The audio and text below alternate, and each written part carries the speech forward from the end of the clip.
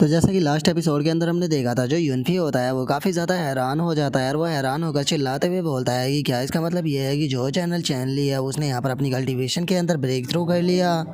और यूनफी की इस बात को सुनने के बाद में जो वैंग होता है वो यूनफी को बताता है कि हाँ, तुम्हारी बात जो है वो बिल्कुल सही है, क्योंकि इस टाइम पर अगर जनरल चैनली की जो कल्टीवेशन है उसकी बात की जाए तो वो लेट स्टेज पर फाउंड सवरेज रियलम पर पहुंच चुका है। और उसके इतना बोलते के साथ ही हम जनरल चैनली को देखते हैं, जिसका कि लुक जो होता है वो बहुत ही ज़्यादा खतरनाक लग रहा होता है, जिसे देखने के बाद में जो यूनफी होता है वो वैंग से पूछता है कि सेक्ट मास्टर अब हमें क्या करना चाहिए, क्योंकि इस तरह से तो बहुत बड़ी प्रॉब्लम जो है वो क्रिएट हो गई। जो सुनते के साथ ही जो वैंग होता है वो अटैक करने के लिए तैयार हो जाता है और अपने अटैक को बनाते हुए बोलता है कि अब करने के लिए यहाँ पर कुछ भी जो है वो नहीं बचा है, अब केवल एक ही रास्ता है कि हम लोगों को इन द एंड जो है वो इसके साथ में फाइट करनी पड़ेगी। और इतना बोलते के साथ ही अब जो वैंग होता है वो सीधे जनरल चैनली के ऊपर अपना अटैक जो होता है वो कर देता है, जो कि सीधे जाकर जनरल चैनली से टकराता है, जिसका अब जनरल चैनली जो होता है वो भी वैंग की तरफ देखने लगता है। लेकिन इससे पहले कि जो जनरल चैनली है वो कुछ करता, हम देखते हैं कि अचानक से वैंग की जो एनर्जी होती है वो जनरल चैनली की पूरी बॉडी के ऊपर फैलना शुरू हो जाती है, जिस कारण अब जनरल चैनली का जो शरीर होता है वो भी अचानक से नीचे की तरफ जाने लगता है।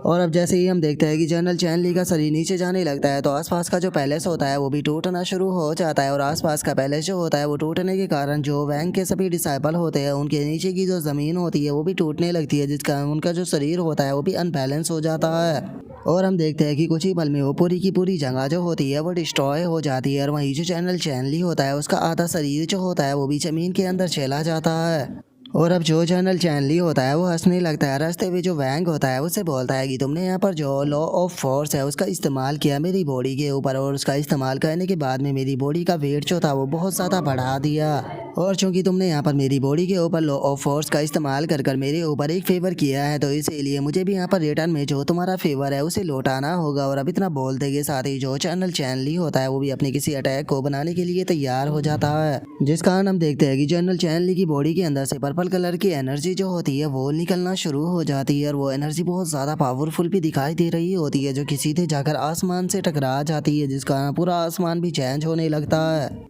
और अब इस चीज़ को देखने के बाद में जो ली हाई होता है वो भी थोड़ा सा परेशान होने लगता है, और परेशान होते हुए बोलता है कि वो ऐसा लगता है कि अब प्रॉब्लम ही होने वाली है। और ली हाई के ऐसे रिएक्शन को देखने के बाद में जो लीकिंग होता है वो ली हाई से बोलता है कि जूनियर ब्रदर, आप तो हमेशा ही काम रहते हो, तो फिर अचानक से क्या हो गया, आसमान को देखने के बाद में अचानक से आप घबराने क्यों लगे। जो सुनते के साथ ही जो ली हाई होता है वो थोड़ा सा घबराने लगता है, घबराते हुए जो लीकिंग होता है उससे बोलता है कि सीनियर ब्रदर, जितना आप सोच रहे हो यहाँ की जो सिचुएशन है वो उतनी सिंपल बिल्कुल भी नहीं है, ज़रा एक बार आसमान को देखिए, ऐसा लगता है कि जो आसमान है वो नीचे की तरफ गिर रहा है। और ली हाई के इतना बोलते के साथ ही हम देखते हैं कि जो आसमान होता है वो ज़मीन की तरफ आने लगता है, जिसे देखकर ऐसा लग रहा होता है जैसे कि आसमान के बीच में कोई वेट डाल दिया गया हो, जिसका वो नीचे की तरफ लटक रहा है। और अब उसे देखने के बाद में जो लीकिंग होता है वो फनी सा फेस बनाते हुए बोलता है कि सीनियर ब्रदर, मुझे तो लगता है कि ये बस कुछ क्लाउड है, और अगर ये क्लाउड जो है वो नीचे की तरफ गिर भी रहे हैं तो हम लोग जो है वो इन्हें आसानी से पकड़ भी सकते हैं, तो फिर इसमें ऐसे घबराने की क्या ज़रूरत है। और लीकिंग के इतना बोलते के साथ ही हम देखते हैं कि वे क्लाउड जो होते हैं वो आकर वहाँ के जो पैलेस होते हैं उनसे टकराने लगते हैं, और जैसे ही पैलेस उससे टकराते हैं तो वे पैलेस भी डिस्ट्रॉय होना शुरू हो जाती है, जिस कारण आसपास के जो लोग होते हैं वो भी अब इस नज़ारे को देखकर चिल्लाना शुरू कर देते हैं।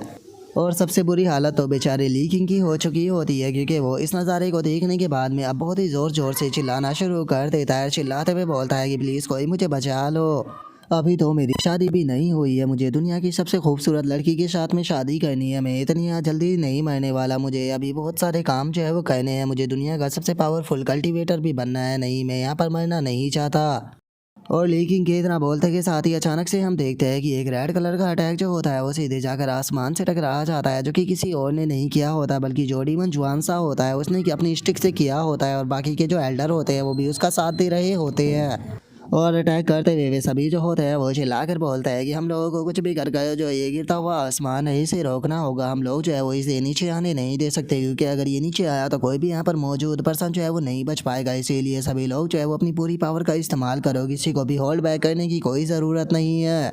जिसके बाद में अब हमारा व्यू जो होता है वो आखिरी में वैंग के ऊपर आ जाता है, जो कि इस नीचे गिरते हुए आसमान को देखने के बाद में अपना जो टाटा गोटा पाम होता है उसे बना लेता है, और अपनी टाटा गोटा बॉडी को बनाने के बाद में जो वो गिरता हुआ आसमान होता है उसे अपनी टाटा गोटा बॉडी का इस्तेमाल कर रोकने लगता है।